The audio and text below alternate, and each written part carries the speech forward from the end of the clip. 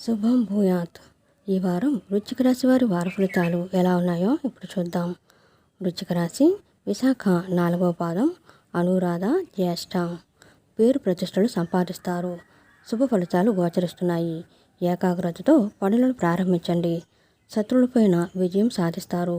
సమయస్ఫూర్తితో వ్యాపార విజయాలు వరిస్తాయి. వివాదాలకు దూరంగా ఉండాలి.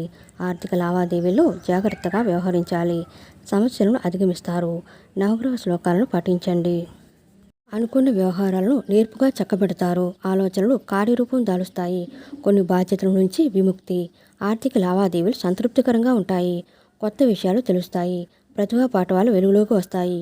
వాహన గృహయోగాలు, ప్రముఖులతో పరిచయాలు, వ్యాపారాలు లాభసాటిగా కొనసాగుతాయి.